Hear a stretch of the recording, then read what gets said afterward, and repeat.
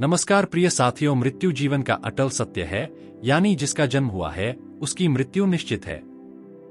पृथ्वी पर आए हर एक जीव को इस लोक को छोड़कर जाना पड़ता है। भगवान कृष्ण ने भी गीता उपदेश में आत्मा को लेकर कहा है कि शरीर नश्वर होता है और आत्मा अमर होती है। यानी मृत्यु के बाद शरीर भले ही नष्ट हो जाता है, लेकिन आत्मा जीवित रहती है। अब प्रश्न यह है कि यदि आत्मा जीवित रहती है तो मृत्यु के बाद आत्मा का क्या होता है? इसका जवाब आपको हिंदू धर्म के महत्वपूर्ण और पवित्र ग्रंथ गरुड़ पुराण में मिलेगा। जिस व्यक्ति ने इस धरती पर जन्म लिया है, उसे दुनिया को छोड़कर एक न एक दिन जाना ही होगा। हर व्यक्ति को मृत्यु प्राप्त होती ही है। एक तरह से ये कहा जा सकता है कि मृत्यु एक ऐसा कड़वा सच है जिससे अगर इंसान चाहे तो भी वो मुंह नहीं फेर सकता है। जो भी चीजें हमारे जीवन जीते हुए घटती हैं, हम उन्हें देखते हैं और उन्हें महसूस भी करते हैं। लोगों को हर स्थिति को देखने का अपना अलग एक नजरिया होता है, लेकिन ये नजरिया ही बाद में हमारा कर्म बन जाता है और फिर यही कर्म यह निश्चित करते हैं कि व्यक्ति को स्वर्ग लोक में जाना है या फिर नर्क लोक में जाना है। जीवन की तमाम घटनाएं हमारे सामने होती हैं, इसीलिए हमें सबकी खबर होती है, लेकिन मृत्यु के बाद क्या होता है इसके बारे में किसी को भी कोई जानकारी नहीं है। बस सबकी एक अपनी धारणा है मृत्यु को लेकर। अब स्वर्ग और नर्क की बातें कितनी सही हैं या कितनी गलत हैं, इनके बारे में कह पाना जरा सा मुश्किल है। लेकिन हाँ, अगर आपने गीता का पाठ कभी पढ़ा होगा तो आपको ये जरूर पता होगा कि गीता में श्री कृष्ण ने एक बात कही थी कि जो आत्मा होती है उसका कभी अंत नहीं होता है। जिस तरह से एक व्यक्ति पुराने कपड़ों को बदलकर नए कपड़ों को धारण करता रहता है, ठीक इसी प्रकार से आत्मा भी पुराने शरीर को छोड़कर नए शरीर को धारण कर लेती है। अभी हमने आप सभी से गरुड़ पुराण की बात की। इसमें मृत्यु की हर एक दशा का वर्णन किया गया है। इसमें मृत्यु के बाद आत्मा की जो तमाम स्थितियां होती हैं, उनके बारे में भी बताया गया है।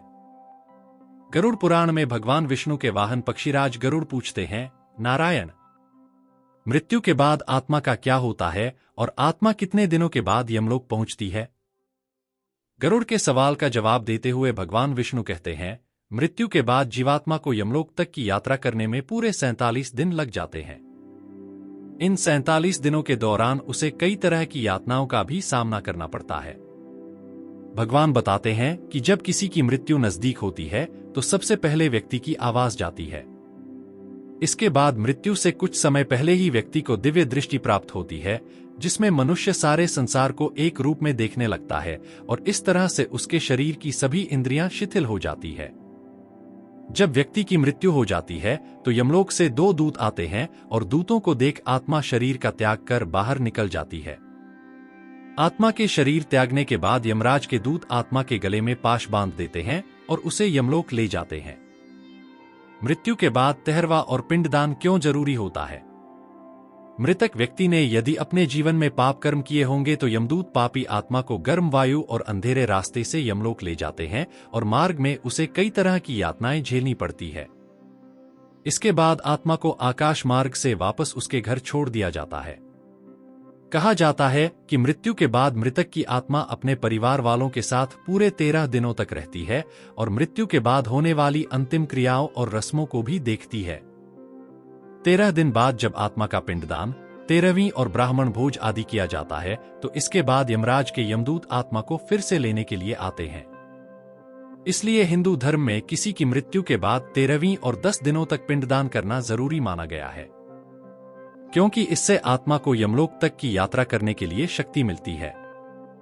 लेकिन इसके बाद भी यमलोक तक की यात्रा आत्मा के लिए आसान नहीं होती है। जब 13 दिनों के बाद यमदूत आत्मा को यमलोक ले जाने के लिए आते हैं तो आत्मा को सबसे पहले वैतरणी नदी पार करनी पड़ती है। इस नदी को गंगा नदी का ही रौद्र रूप माना जाता है। यह नदी लाल रंग की होती है क्योंकि इसमें आग की लपटें निकलती रहती है। नदी पार करते हुए आत्मा को खतरनाक जीवों का दंश भी झेलना पड़ता है। इन नदी को पार करने में पूरे 47 दिनों का समय लग जाता है। लेकिन यदि व्यक्ति ने अपने जीवनकाल में अच्छे कर्म किए हों या गोदान किया हो तो उसे ये यातनाएं नहीं झेलनी पड़ती, क्योंकि उसी गाय की पूंछ पकड़कर आत्मा वैतरणी नदी को पार करती है। वैतरणी नदी को पार करने के बाद जब आत्मा यमलोक पहुंचती है तो यहां यमराज उसके कर्मों का लेखा जोखा करते हैं। इस तरह से जीवनकाल में किए कर्मों के अनुसार यमराज आत्मा को स्वर्ग या नरक में भेजते हैं। इसलिए व्यक्ति को अपने जीवन में हमेशा अच्छे कर्म करने चाहिए, क्योंकि अच्छे कर्मों का फल ना सिर्फ जीवन बल्कि मृत्यु के बाद भी मिलता है। मृत्यु के बाद आपके कर्म ही आपके साथ जाते हैं। जिस तरह जीवन एक सत्य है, ठीक प्रत्येक व्यक्ति को यह भी भली भांति पता है कि मृत्यु भी एक ऐसा सत्य है जिसे कोई जितना मर्जी झुठला दे, परंतु इसे बदला नहीं जा सकता। कहने का अर्थ है कि जिसने इस पृथ्वी पर जन्म लिया है उसे एक न एक दिन अपने प्राणों की आहुति देनी पड़ती है। इस बारे में हम में से बहुत से लोगों ने कई बार अपने बड़े बुजुर्गों से कहते सुना होगा कि मृत्यु के बाद मनुष्य शरीर की आत्मा 13 दिनों तक अपने घर में रहती है। मगर ऐसा क्यों? इस बारे में क्या किसी ने सोचा है? अगर नहीं तो चलिए आज आपको इससे संबंधित जानकारी बताते हैं और जानते हैं कि आखिर क्यों मृतक शरीर की आत्मा 13 दिनों तक अपने घर में भटकती रहती। साथ ही साथ ये भी बताएंगे कि 13 दिनों तक मृतक के नाम का पिंडदान क्यों किया जाता है। बता दें कि गरुड़ पुराण में इस बारे में विस्तार से बताया गया है। गरुड़ पुराण में बताया गया है कि जब किसी व्यक्ति की मृत्यु होती है तो यमराज के यमदूत उसे अपने साथ यमलोक ले जाते हैं। यहां उसके अच्छे और बुरे कर्मों का हिसाब होता है और फिर 24 घंटे के अंदर यमदूत उस प्राणी की आत्मा को वापस घर छोड़ जाते हैं। यमदूत के द्वारा आत्मा को वापस छोड़ जाने के बाद मृतक की आत्मा अपने परिजनों के बीच भटकती रहती है और अपने परिजनों को पुकारती रहती है, लेकिन उसकी आवाज को कोई नहीं सुन पाता। यह देखकर मृत व्यक्ति की आत्मा बेचैन हो जाती है और जोर जोर से चिल्लाने लगती है। इसके बाद आत्मा अपने शरीर के अंदर प्रवेश करने की कोशिश करती है, लेकिन यमदूत के पास बंदिश होने के कारण वह मृत शरीर में प्रवेश नहीं कर पाती।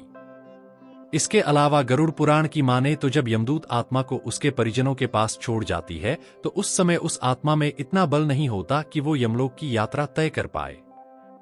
गरुड़ पुराण के अनुसार किसी भी मनुष्य के मृत्यु के बाद जो 10 दिनों तक मकिया जाता है उससे मृतक आत्मा के विभिन्न अंगों की रचना होती है, और जो 11वें और 12वें दिन पिंडदान किया जाता है उससे मृतक आत्मा रूपी शरीर का मांस और त्वचा का निर्माण होता है, और जब 13वें दिन 13वीं की जाती है तो उस दिन मृतक के नाम का पिंडदान किया जाता है। उसी से ही वो यमलोक तक की यात्रा तय करते हैं। अर्थात मृत्यु के बाद मृतक के नाम का जो पिंडदान किया जाता है उसी से ही आत्मा को मृत लोक से यमलोक तक यात्रा करने का बल मिलता है।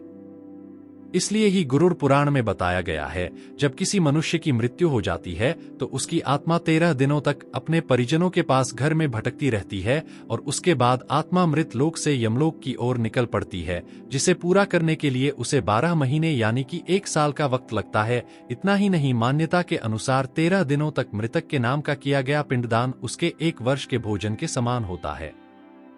पिंडदान न किया जाए तो क्या होगा? इसके अलावा बता दें, अक्सर लोगों के मन में ये सवाल भी जरूर आता है कि अगर किसी मृत व्यक्ति के नाम का पिंडदान नहीं किया गया तो क्या होता है। तो दोस्तों आपको बता दें कि इसका भी वर्णन गरुड़ पुराण में किया गया है। जी हां, जिस मृतक व्यक्ति का पिंडदान नहीं किया जाता यमदूत उसे 13वें दिन जबरदस्ती घसीटे हुए यमलोक की ओर ले जाते हैं और मृतक व्यक्ति की आत्मा को इस दौरान काफी कष्ट उठाना पड़ता है। इसलिए हिंदू धर्म में मनुष्य की मृत्यु के बाद 13 दिनों तक पिंडदान करना आवश्यक माना गया है। इसके अलावा आपको बता दें कि 13वें दिन परिजनों के द्वारा मृतक व्यक्ति के नाम का जो भोज करवाया जाता है, अगर वह कर्ज लेकर किया जाए तो मृत व्यक्ति की आत्मा को शांति नहीं मिलती। इतना ही नहीं, गरुड़ पुराण में यह भी बताया गया कि जो व्यक्ति जीवित रहते हुए अच्छे कर्म करता है, मृत्यु के बाद उसकी आत्मा को यात्रा के दौरान यमदूत कोई कष्ट नहीं देते, और जो व्यक्ति बुरे कर्म करते हैं उसकी आत्मा को यमदूत यात्रा के दौरान कई यातनाएं देता है और आत्मा को कई कष्ट भोगने पड़ते हैं। पुराणों में उल्लेख है कि मनुष्य का शरीर नश्वर और आत्मा अमर है। धरती पर जिसने भी जन्म लिया है उसकी मृत्यु भी निश्चित है। हिंदू धर्म में मृत्यु के बाद व्यक्ति का 16वां संस्कार किया जाता है, जिसे अंतिम संस्कार कहते हैं। हिंदू धर्म में इस क्रिया के तहत व्यक्ति के शरीर को जलाया जाता है, लेकिन सवाल है कि मृत व्यक्ति की आत्मा कहां जाती है। गरुड़ पुराण के अनुसार मृत्यु के बाद व्यक्ति की आत्मा अपनी अंतिम यात्रा पर निकलती है, जिसमें उसे कई पड़ाव पार करने पड़ते हैं। आज हम आपको बताएंगे कि मृत्यु के बाद आत्मा कहां जाती है और उसका क्या पुनर्जन्म होता है या नहीं। आत्मा तय करती है लंबा सफर। गरुड़ पुराण के अनुसार मृत्यु के पश्चात आत्मा को बहुत लंबा सफर तय करना पड़ता है। मृत्यु के बाद आत्मा को यमलोक ले जाया जाता है, जहां उसे मृत्यु के देवता यमराज के समक्ष पेश होना पड़ता है। कहते हैं कि इस यात्रा में आत्मा को लगभग 86,000 योजन की दूरी तय करनी पड़ती है। जो मनुष्य अपने जीवन में धार्मिक कार्य करता है और किसी भी जीव या प्राणी को मानसिक या शारीरिक कष्ट नहीं पहुंचाता है, वह आसानी से यमलोक तक पहुंच जाता है। इसके विपरीत जो मनुष्य अपने जीवन में दूसरे मनुष्य को कष्ट पहुंचाते हैं, उनको यम के दूत कई तरह से प्रताड़ित करते हुए ले जाते हैं। पिंडदान का महत्व है कि मृत व्यक्ति के परिजनों द्वारा पिंडदान किया जाता है, जिसका आधा हिस्सा मृत व्यक्ति की आत्मा को मिलता है। अगर वह आत्मा दुष्ट प्रवृत्ति की है तो यमदूत आत्मा को पिंड नहीं देते हैं, जिस वजह से आत्मा को भूखा रहकर ही सफर तय करना पड़ता है, जबकि अच्छे कर्म होने पर आत्मा को पिंड का लाभ मिलता है और उसे सफर में परेशानी नहीं होती है। कर्मों के अनुसार मिलता है पुनर्जन्म। गरुड़ पुराण के अनुसार मनुष्य के कर्म ही उसके पुनर्जन्म को निर्धारित करते हैं। मनुष्य अपने जीवन में अच्छे कर्म करता है तो वह सांसारिक बंधनों से मुक्त होकर मोक्ष प्राप्त करता है। वहीं जो मनुष्य अपने जीवन में केवल पाप करता है, उसकी आत्मा को नरक में भेज दिया जाता है। मनुष्य के कर्मों के अनुसार उस आत्मा को यातनाएं दी जाती हैं। नरक में यातनाएं झेलने के बाद आत्मा को पुनर्जन्म मिलता है। पौराणिक शास्त्रों के अनुसार पुनर्जन्म मृत्यु के तीसरे दिन से लेकर 40 दिन में होता है। जब हम मरने लगते हैं तो हमारे शरीर के साथ क्या होता है? हमारी आत्मा कहां जाती है? अगर आप थोड़े धार्मिक व्यक्ति हैं तो आप यही कहेंगे कि हम मरने के बाद या तो स्वर्ग या नरक जाएंगे। अगर जीवन भर अच्छे कर्म करते हैं तो आप स्वर्ग जाएंगे और अगर आपने पाप किए हैं तो आप नरक जाएंगे। लेकिन इनके इतर मौत के मुंह से लौटकर आने वाले लोगों ने अपने अनुभव साझा किए हैं। इन लोगों ने बताया कि जब वे मृत्यु के बिल्कुल करीब पहुंच गए थे तब उनके साथ क्या हुआ और उनका मौत का अनुभव कैसा था। मरने के बाद हमारे साथ क्या होता है? अधिकतर धार्मिक व्यक्तियों का मानना है कि आत्मा कभी नष्ट नहीं होती है। आत्मा केवल एक शरीर को छोड़ती है और शरीर मृत हो जाता है। मानव अस्तित्व का क्या होता है? क्या यह पृथ्वी पर भूत प्रेत के रूप में भटकती रहती है या फिर मानव अस्तित्व से परे कोई और दुनिया है जो अस्तित्व में है? कोमा में पहुंच गए कई मरीजों ने मौत के मुंह से लौट आने के बाद अपने अनुभव बताए हैं। इनमें से कुछ लोगों का दावा है कि उन्होंने एक सुरंग देखी जिसके आखिरी छोर से भरपूर प्रकाश नजर आ रहा था। क्या यह दूसरी दुनिया की झलक होती है? खैर, हम निश्चित तौर पर तो नहीं कह सकते हैं। मानव का स्वभाव होता है कि वह मौत से डरता है, यहां तक कि वह मौत पर बात करने से भी डरता है और मौत के बाद होने वाले घटनाक्रमों से भी। जबकि हम सबको पता है कि मानव इतिहास में अमरता किसी को हासिल नहीं हुई है, तो फिर यह डर कैसा? यह भय कैसा? क्या मौत से भागने की हमारी आदत, मौत से सामना ना कर पाने की हमारी अक्षमता हमारे बुढ़ापे में हमारी स्थिति को और दयनीय नहीं बनाती है? ऐसे में क्या पुनर्जन्म की अवधारणा एक और उम्मीद नहीं बंधाती है?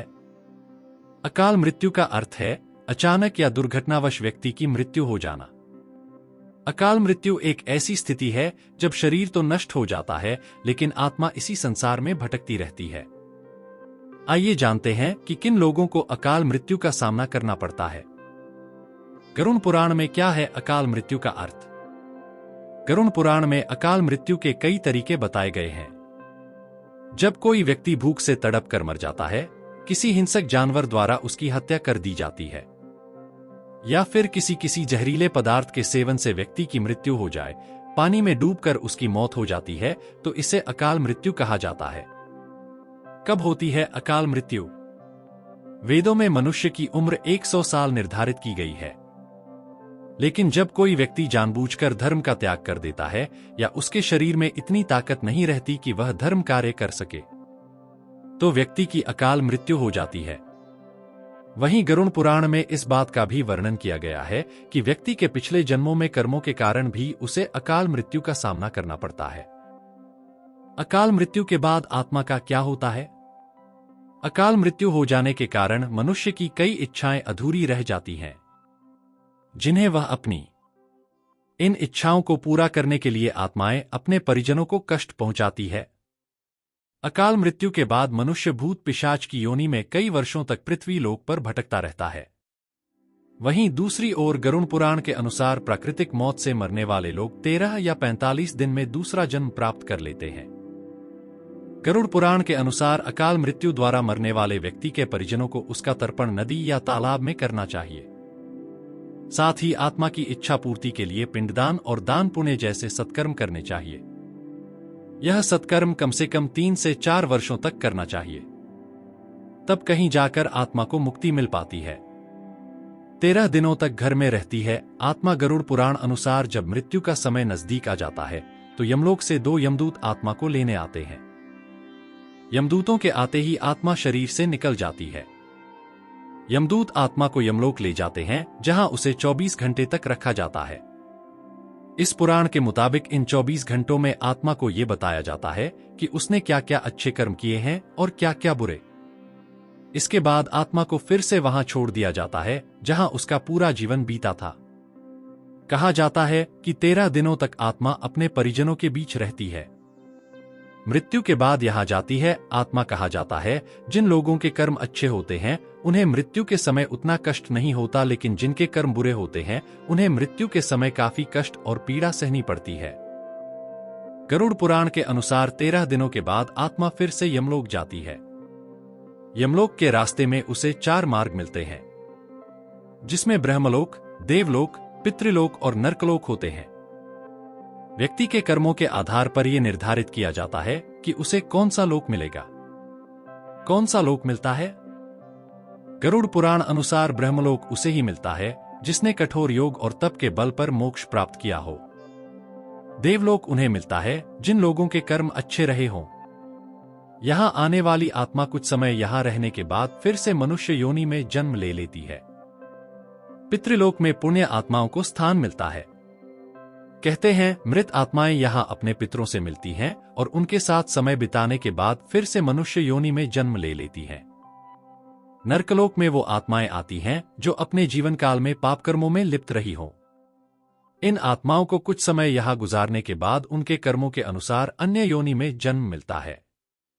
जब से बच्चे में सुनने और देखने की समझ आती है, तभी से बच्चा बस ये सुनता आता है कि मनुष्य को अच्छे ही कर्म करने चाहिए। अच्छे कर्मों का फल अच्छा होता है और मरने के बाद स्वर्ग लोक की प्राप्ति होती है। वहीं जो लोग बुरे कर्म करते हैं उन्हें उनके बुरे कर्मों का फल भी इसी जन्म में भोग कर जाना होता है। ऐसा भी नहीं है कि कर्मों के फल को इस जन्म में भोग लेने के बाद जब इंसान की मृत्यु होती है तो उसे मुक्ति मिल जाती है, बल्कि मरने के बाद तो सफर और भी कठिन हो जाता है। अगर आपने कर्म अच्छे नहीं किए हैं तो मरने के बाद आपको नर्क लोक में जाना होता है। आप बचपन से ही स्वर्ग लोक और नर्क लोक के किस्सों को सुनते आ ही रहे हैं। आपके आसपास के जो लोग ऐसी बातें करते हैं, ऐसा नहीं है कि वो काल्पनिक बातें करते हैं। कुछ हद तक लोगों की बातें सही होती हैं। हमारे जो पुराण हैं उनमें भी मृत्यु और जीवन के बारे में विस्तार पूर्वक बताया गया है। गरुड़ पुराण के बारे में तो हम सभी जानते ही हैं। गरुड़ पुराण में मृत्यु और मृत्यु के बाद की दशा को भी संक्षिप्त में दर्शाया गया है।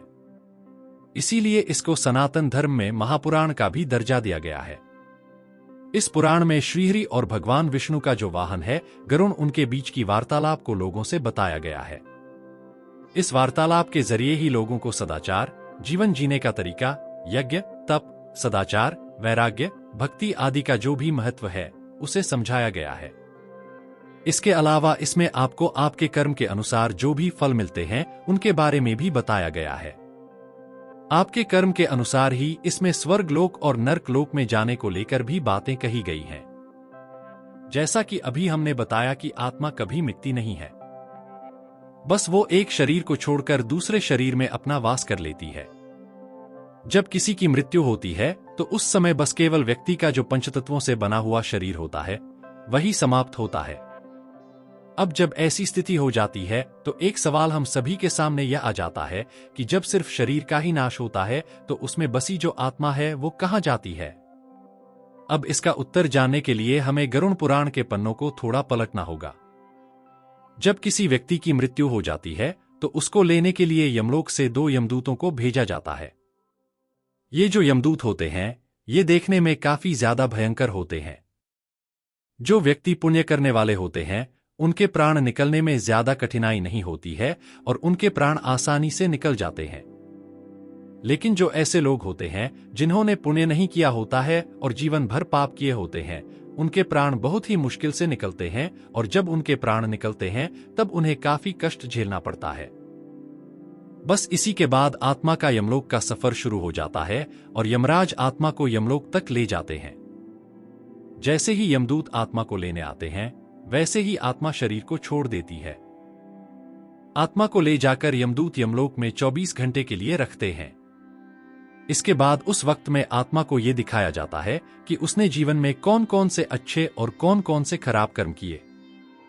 फिर उसको उसी घर में छोड़ दिया जाता है जहां उसका जीवन व्यतीत हुआ होता है। यानी जब तक 13वीं नहीं होती तब तक 13 दिनों तक आत्मा अपने परिजनों के साथ ही रहती है। जब 13 दिन पूरे हो जाते हैं उसके बाद फिर से आत्मा को यमलोक के लिए रवाना होना पड़ता है। इसी बीच उसे 3 अलग अलग मार्ग दिए जाते हैं। एक मार्ग स्वर्ग लोक का होता है, दूसरा मार्ग नर्क लोक का और तीसरा मार्ग पितृलोक का होता है। अब इनमें से किस मार्ग पर आत्मा को भेजा जाएगा, ये व्यक्ति के जीवनकाल के दौरान किए गए कर्मों के द्वारा ही निर्धारित किया जाता है। फिर जब आत्मा पाप और पुण्य का जो निर्धारित समय होता है उसे भोग लेती है तो उसको फिर से दूसरे शरीर की प्राप्ति हो जाती है। भगवान श्री कृष्ण के जन्म की कथा और महाभारत युद्ध में गीता के उनके उपदेश तो सुने होंगे। क्या आपको पता है कि श्री कृष्ण की मृत्यु कैसे हुई? कृष्ण ने कब, कहां और कैसे अपने शरीर का त्याग किया, फिर बैकुंठ धाम लौट गए? जब श्री कृष्ण ने अपनी देह त्याग दी तब उनकी उम्र कितनी थी? पौराणिक मान्यताओं के अनुसार कृष्ण भगवान विष्णु के 8वें अवतार थे। उनका जन्म द्वापर युग में मथुरा की जेल में हुआ था। कृष्ण का बचपन गोकुल और आसपास के गांवों में बीता था। इसके बाद भगवान कृष्ण ने द्वारका नगरी पर राज किया। वे करीब 36 सालों तक द्वारिका के राजा रहे। महाभारत के युद्ध में उन्होंने पांडवों का साथ दिया और अधर्म पर धर्म की जीत कराने में अहम भूमिका निभाई। भागवत पुराण में भगवान श्री कृष्ण के शरीर का त्याग करने का जिक्र मिलता है।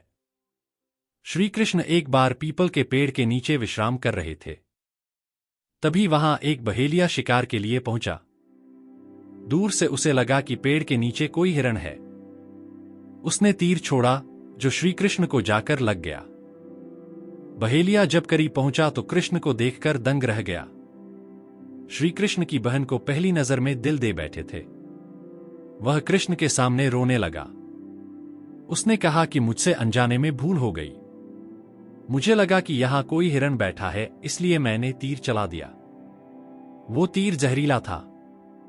श्री कृष्ण बुरी तरह जख्मी हो गए। कृष्ण को लग गया कि अब उनका धरती से विदा लेने का समय आ गया है। उन्होंने बहेलिये से बड़े प्रेम से कहा कि इसमें तुम्हारी कोई गलती नहीं है। यह तो होना ही था। मेरा जाने का समय आ गया है। तुम महज एक जरिया बनकर आए हो। इसके बाद श्री कृष्ण वहां से चलकर नदी के किनारे पहुंचे और अपने मानव शरीर का त्याग कर बैकुंठ पहुंच गए। बाद में नदी में उनकी अंतिम क्रिया की गई। कहते हैं कि जिस वक्त श्री कृष्ण ने अपने शरीर का त्याग किया था उस समय उनकी उम्र 125 वर्ष थी। कहते हैं कि श्री कृष्ण को जहां तीर लगा था वो जगह गुजरात में सोमनाथ के पास स्थित है। इसे भालका तीर्थ के नाम से जाना जाता है। यहां हजारों साल पुराना पीपल का पेड़ भी स्थित है जिसके नीचे लेटे हुए श्री कृष्ण को तीर लगा था। पेड़ के यहां एक मंदिर बना हुआ है। मित्रों, इस बात में कितनी सच्चाई है यह हम भी नहीं जानते। मुझे इस बात में सच्चाई नहीं लगती और आप भी इस बात पर भरोसा मत करना और भगवान पर भरोसा करना। अच्छे कर्म करना, अच्छे कर्मों से सब सही होगा। क्योंकि भगवान श्री कृष्ण ने तो इतना ही बोला है कि अच्छे कर्म करो, अच्छे कर्म से ही सब सही होगा और साथ में ही आत्मा अजर अमर है और उसका कभी अंत नहीं होता। दोस्तों, हमारा आज का वीडियो कैसा लगा कमेंट करके जरूर बताएं। अगर वीडियो पसंद आए तो हमारे चैनल को सब्सक्राइब जरूर करें और हमारे वीडियो को लाइक करें, शेयर करें। धन्यवाद।